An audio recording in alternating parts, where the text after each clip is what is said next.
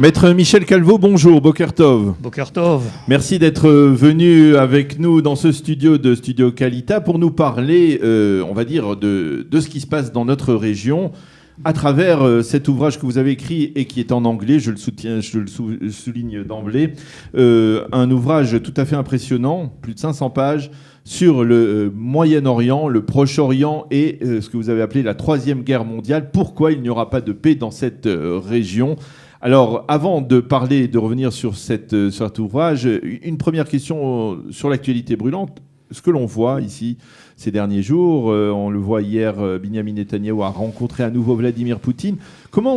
Quel regard vous portez-vous qui êtes docteur en droit international, qui êtes avocat, mais qui êtes spécialiste en fait, de ce qui se passe, de la géopolitique régionale. Comment vous comprenez ces relations extrêmement étroites, de manière tout à fait, c'est-à-dire des relations tout à fait impressionnantes, même entre Vladimir Poutine et Benyamin Netanyahou. C'est la 10e rencontre depuis les 3 dernières années, la 3e depuis cette année. On voit qu'il y a une coordination. Comment vous expliquez cette relation étonnante ? Écoutez, pour moi, ça me paraît assez simple dans la mesure où il y a pas mal de Russes ici dans ce pays, oui, que Poutine doit considérer Israël comme un pays russophone et comme un pays ami des Russes, puisque de la même façon que nous gardons des liens avec la France, les Russes gardent les Russes qui vivent ici ont des liens avec la Russie. D'autre part, il y a pas mal de députés d'origine russe à la Knesset. Oui, mais est-ce que au-delà de cela, est-ce que vous n'avez pas le sentiment que quelque part Poutine utilise Netanyahou pour essayer, Netanyahou qui est en excellente relation également avec Donald Trump, qu'il y a ici une sorte de triangle tout à fait étonnant dans lequel l'État d'Israël est l'un des trois angles, justement, c'est-à-dire quelque part l'État d'Israël serait une sorte de médiateur, d'intermédiaire entre les deux grandes puissances que sont la Russie et les États-Unis ? Non, je ne le pense pas. Je pense qu'ils ont tous la même préoccupation. Ils ne le disent pas ouvertement, sauf Poutine qui le dit ouvertement. C'est l'islamisation du monde. C'est la radicalisation de certaines branches de l'islam, des musulmans. Mmh. Et ça, c'est un problème pour tout le monde. C'est un problème de l'humanité. C'est d'ailleurs ce que je traite dans mon livre. Voilà, en expliquant. Voilà. Oui. Alors, vous nous y amenez très rapidement. On avait l'intention d'en parler assez longuement dans cet entretien. Ce livre, le Proche-Orient, le Moyen-Orient et la Troisième Guerre mondiale, pourquoi il n'y aura pas de paix ? Alors, je vais vous poser la question, je vais vous la poser, cette question. Pourquoi pensez-vous qu'il n'y a pas de règlement possible au conflit israélo-palestinien dans cette région, en tout cas pas dans un proche avenir, en tout cas. Il y aura un jour ou l'autre la paix. Voilà. Le monde évolue, les gens évoluent, les générations disparaissent, les antinomies disparaissent avec le temps. Non, il y en aura une de paix. Puis peut-être qu'après cela, il y aura des guerres. Oui. C'est l'histoire de l'humanité. Mais pourquoi donc conclusion aussi pessimiste, on va dire ? Non. Pourquoi il n'y a pas de paix ? Effectivement, on peut se poser la question après toutes ces années de négociations, après les accords d'Oslo, après les tentatives de donner des territoires. Oui, 25 ans. Pourquoi ? En fait, c'était le sujet principalement de mon livre. Et pourquoi ? Tout simplement parce que le conflit n'est pas un conflit territorial. Il n'est pas un conflit territorial. Qu'est-ce qu'il est alors ? Un conflit religieux. Il est un conflit religieux, théologique et je dirais même métaphysique. Oui. Métaphysique, je vais vous expliquer ce que j'entends par métaphysique. En fait, le monde musulman qui lit le Coran, qui sait quel est le rôle des Juifs dans le monde, qui ont vécu dans le monde de l'islam sous le statut de dhimmi, de même que les chrétiens, oui. C'est-à-dire un statut d'inférieur, où il est dit qu'ils doivent être humiliés. Il est écrit dans le Coran qu'ils doivent être humiliés. Eh bien, ces Juifs-là ne sont pas humiliés. Et depuis la chute du califat et le départ des forces turques de toute l'Europe, les forces turques arrivaient jusqu'aux portes de Vienne. Oui. Eh bien, depuis cette période-là, il y a un problème dans l'islam. Ils ne comprennent pas pourquoi nous revenons. Ils ne comprennent pas que 6 millions de juifs tiennent tête à 1,6 milliard musulmans dans le monde. D'ailleurs, vous avez remarqué, la propagande anti-israélienne à l'ONU et dans toutes les organisations internationales, toutes les actions contre Israël sont menées par les pays musulmans. Alors, je suis d'accord avec vous, avec un petit bémol, parce qu'au cours des dernières années, face, on va dire, à l'omniprésence iranienne, face à la menace du nucléaire iranien d'une part, et à l'omniprésence des Iraniens en Syrie, on en a parlé donc avec Benyamin Netanyahou et Poutine, quelque part aujourd'hui on assiste à des alliances qui sont en train de se former et qui sont presque contre nature, puisqu'on parle de contacts entre Israël, de contacts de sécurité, de renseignements, d'échanges de renseignements entre Israël et l'Arabie Saoudite, les Émirats Arabes Unis. Ces pays, on voit aujourd'hui que Israël fournit des informations capitales pour, à l'Égypte pour essayer de lutter contre Daesh dans le Sinaï. Est-ce que ça remet en cause d'une certaine manière cette conclusion que vous avez ? Non, pas du tout, pas du tout. En fait, l'Arabie Saoudite a très peur, le monde sunnite a très peur, mais surtout l'Arabie Saoudite et les États arabes du Golfe. Pour l'instant, ils ont très peur de l'Iran. Hein. Ah oui, ils ont très peur d'Iran. Ils ont très peur aussi de certaines hadiths qui sont rapportées, c'est-à-dire des paroles du prophète qui ont été écrites plusieurs années après sa mort, qui parlent de la fin des temps. Et il y a certaines hadiths auxquelles les chiites, c'est-à-dire les Iraniens, croient dur et fer. Il y a une hadith qui dit que à la fin des temps, eh bien, comme les Arabes ont conquis la Perse et ont imposé l'islam aux Perses, eh bien, à la fin des temps, les Perses reviendront, combattront les Arabes et imposeront leur vision de l'islam. Et il est dit que ça se passera, qu'il y aura de grandes destructions du monde arabe. Ça se passera lorsque les Arabes construiront des tours qui iront jusqu'au ciel. Hein, et ils voient les tours, à l'heure actuelle on peut les voir, ce sont les plus hautes du monde. Alors ils y croient. Alors ils y croient, mais alors... et les autres ont peur. Alors, ils ont peur, mais cela pousse finalement des Saoudiens, des Émirats Arabes Unis, la Jordanie, l'Égypte à se rapprocher d'Israël dans de multiples domaines. Alors même s'ils ne sont pas devenus sionistes, entre guillemets, il y a là des alliances qui sont des alliances ad hoc, mais qui sont des alliances qui sont importantes et qui peuvent redéfinir justement ce Proche-Orient dont vous parlez. Absolument. Et ils ont peur également à l'intérieur de leurs États, ces gens-là, ces dirigeants-là.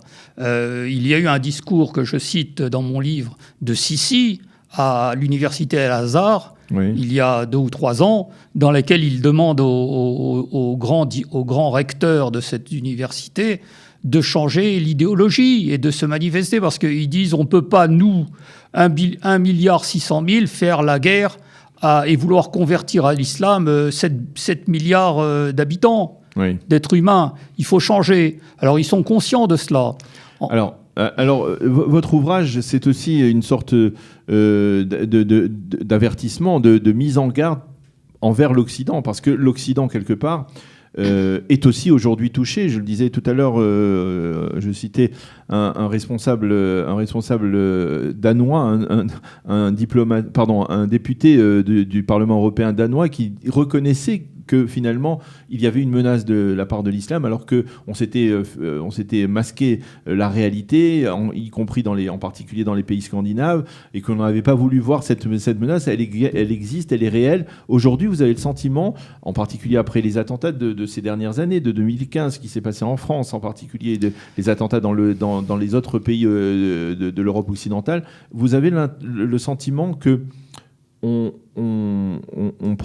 juge la menace de l'islam ou de l'islamisme à sa juste valeur aujourd'hui ? Écoutez, ils ont peur d'employer le mot islam.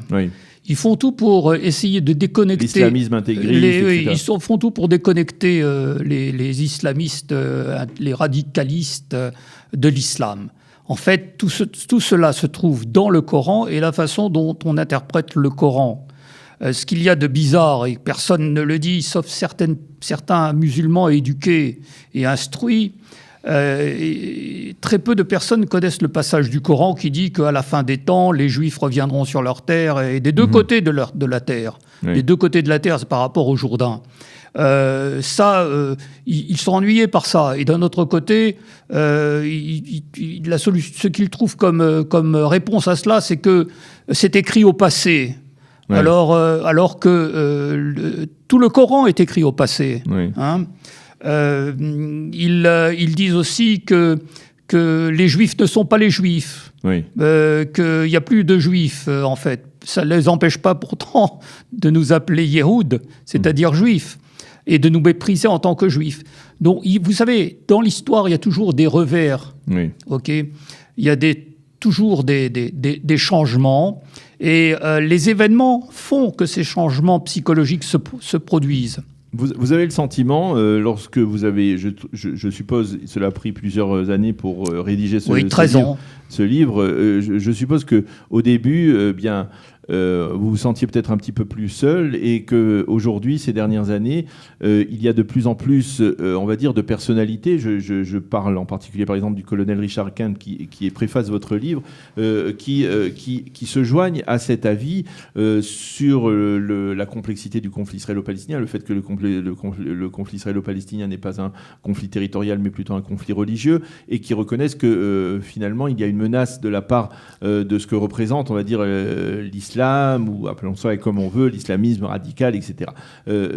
Aujourd'hui, cette thèse, elle arrive à toucher, on va dire, des gens, des responsables, des faiseurs d'opinion, en particulier en Europe occidentale.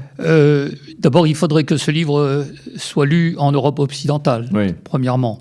Il est principalement lu aux États-Unis et en Angleterre.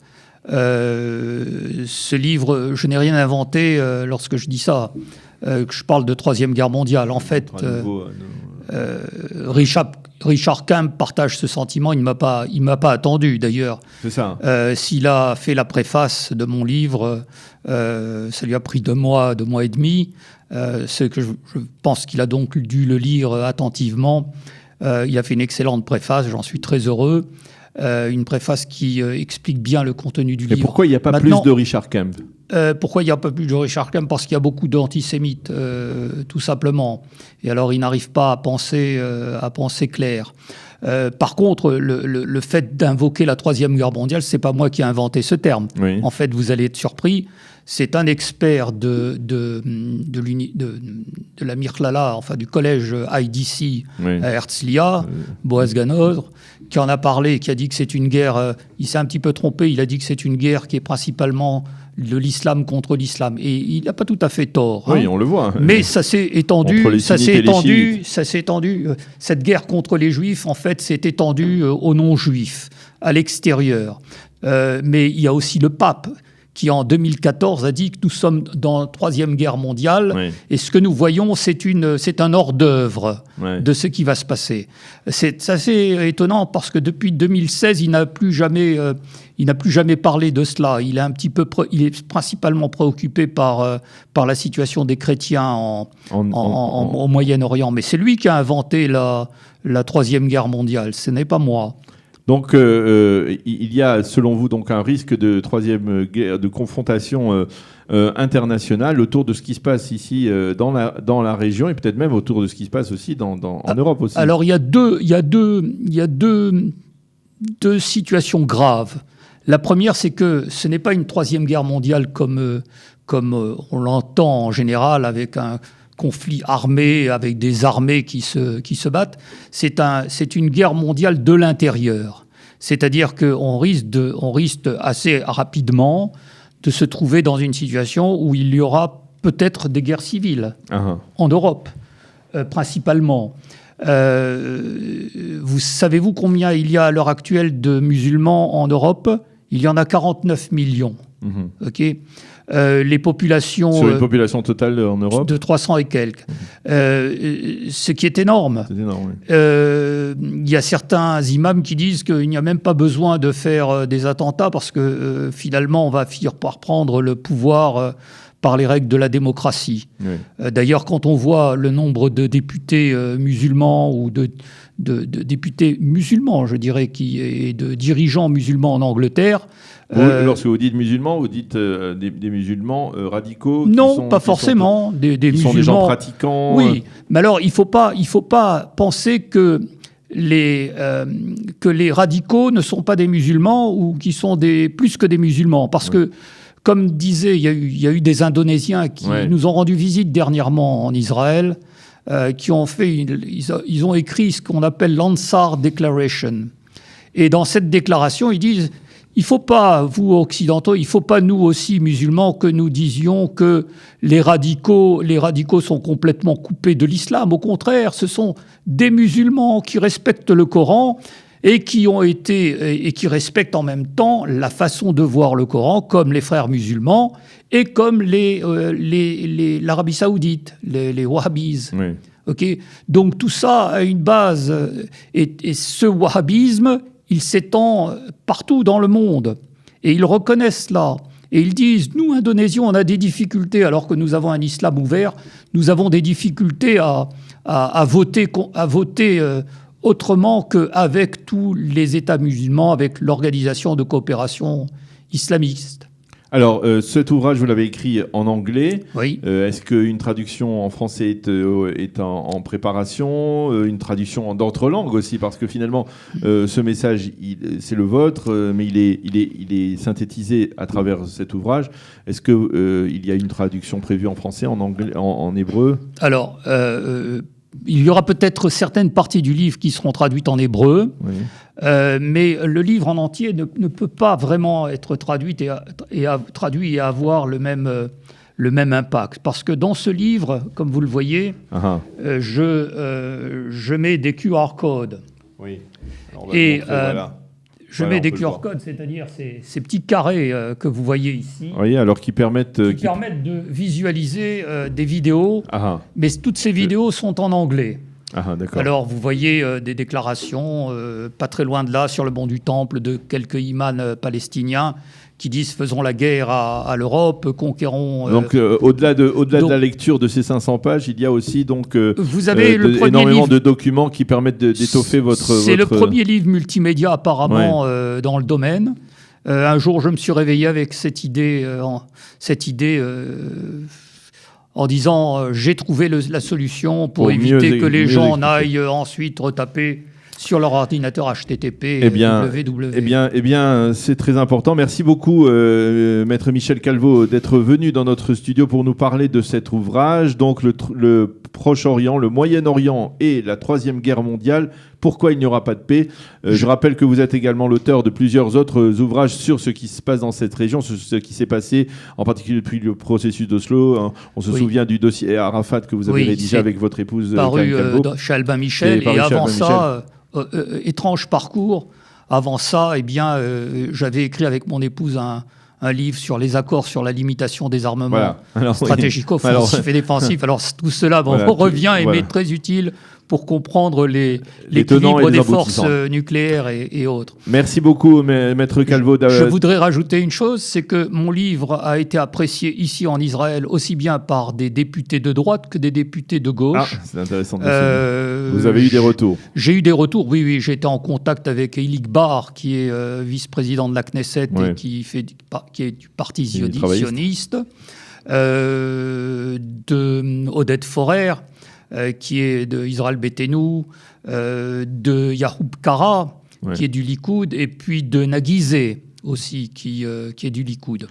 Eh bien, merci beaucoup. Voilà. Merci beaucoup de nous avoir éclairé sur ce livre, de nous avoir parlé de ce livre. Merci beaucoup d'avoir été avec nous, d'être venu dans notre studio et bonne chance. Et alors, je donne aussi des solutions pour éviter la Troisième Guerre mondiale, ou en tout cas pour y mettre fin. Alors, on en reparlera peut-être dans une autre occasion. En tout cas, merci beaucoup d'avoir été avec nous et nous allons marquer une pause maintenant musicale et on se retrouve, je l'espère, dans quelques instants avec nos invités des directeurs d'écoles juives de France qui sont venus ici dans le cadre d'un colloque international organisé par le ministère de la Diaspora. Le ministre de la Diaspora, ce n'est autre que Naftali Bennett, qui a organisé ce colloque pour 80 directeurs d'écoles juives à travers le monde. Nous en parlerons avec eux, je l'espère, dans quelques instants.